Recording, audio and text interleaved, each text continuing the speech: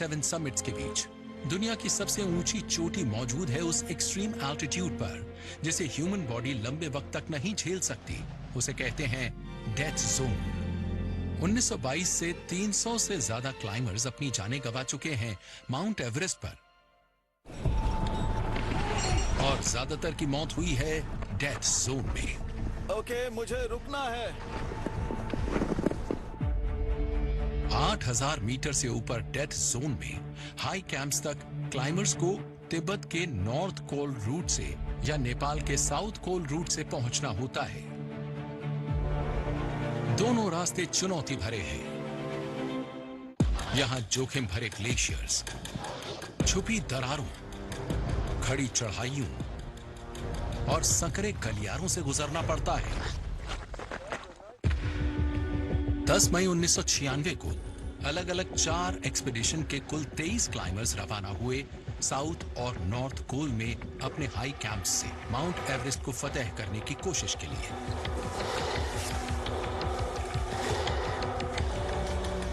Death zone में सी level के मुकाबले सिर्फ 1/3 ऑक्सीजन होती है। चढ़ाई में मदद और जिंदा रहने के लिए हर क्लाइंबर के पास सप्लीमेंटल ऑक्सीजन रहती है।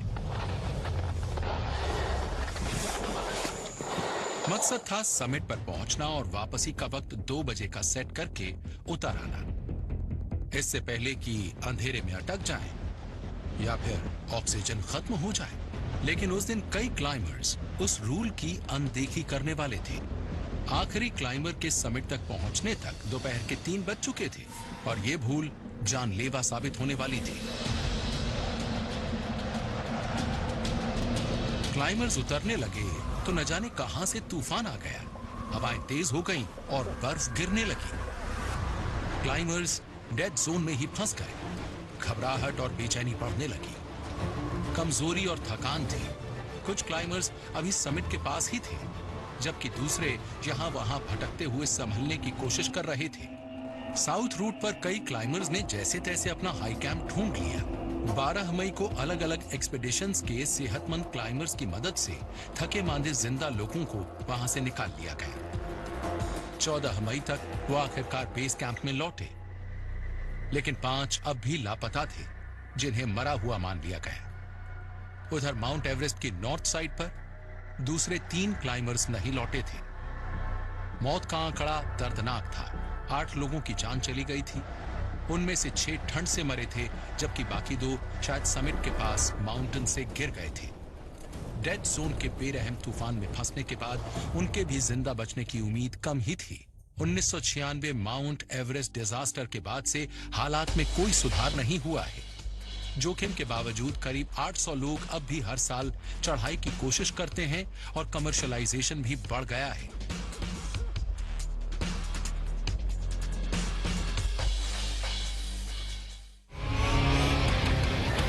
जा रहे हैं आर्कटिक आर्किपेलागो, एक बेहद मायूसी भरी दर्दनाक कहानी के लिए।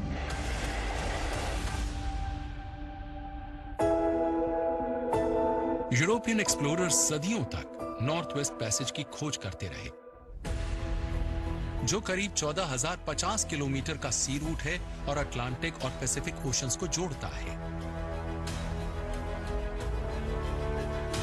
लेकिन आर्कटिक के उस हिस्से में सेल करना खतरों से खाली नहीं है। 90 मीटर ऊंचे आइसबर्ग्स और बर्फ की खिसकती चट्टानें साल के ज्यादातर वक्त आर्कटिक के पानी से गुजरना नामुमकिन बना देती हैं। 1845 के बसंत में English royal navy officer sir John Franklin 2 ships पर 128 लोगों के साथ निकले थे नॉर्थ वेस्ट पैसेज के अनजाने हिस्सों के पहले एक्सपीडिशन पर। इंग्लैंड की थेम्स रिवर से रवाना होने के बाद टेरर और एरेबस शिप्स कुछ वक्त के लिए नॉर्दर्न स्कॉटलैंड में ठहरे।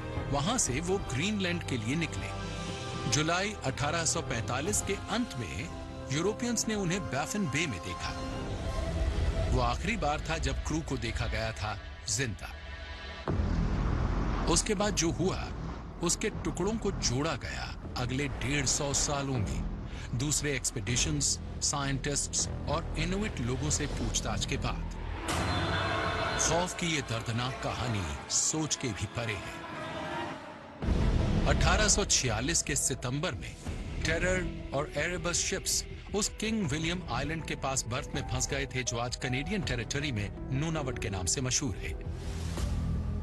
प्रेशर बढ़ने पर सी आइस में इतनी ताकत होती है कि वो अपने बीच फंसे शिप्स को कुचल भी सकता है और डुबा भी सकता है।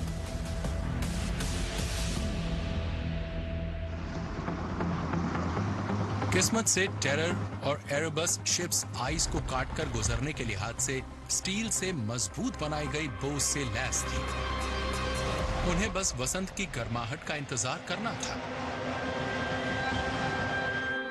लेकिन अगले 2 साल तक वो बर्फ में ही जमे और फंसे रहे।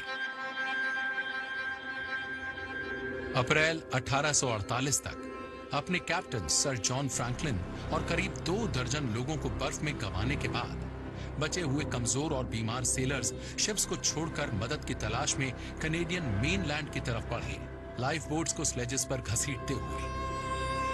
आखिर में सभी 129 लोग चल बसे। कई जबरदस्त सर्दी में हाइपोथर्मिया से मर गए तो कई स्कर्वी, ट्यूबरक्लोसिस या भूख के आगे हार गए। लोकल इनुइट ने तो और भी भयानक तस्वीरें सामने रखी। बचे कंकालों पर चाकू के निशानों ने उसे पक्का भी किया और वो सबूत थे कि फ्रैंकलिन एक्सपीडिशन में कुछ लोग जिंदा रहने के लिए लाशें खाने लगे थे। फिर 1980 में जांच में तेजी आई जब आर्कियोलॉजिस्ट्स को फ्रैंकलिन के क्रू के कंकाल मिले।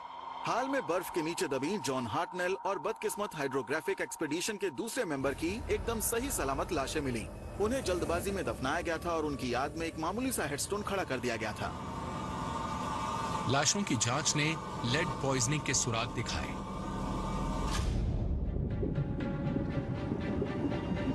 शिप्स की बात करें तो 2014 में एरेबस का और 2016 में टेरर का मलबा मिल गया।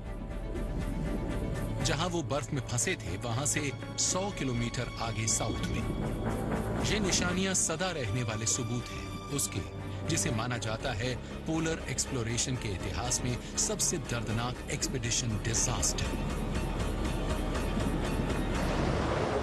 मेडे मेडे मेडे, विंस्टन चर्चिल से बोल रहा हूँ। Winston Churchill,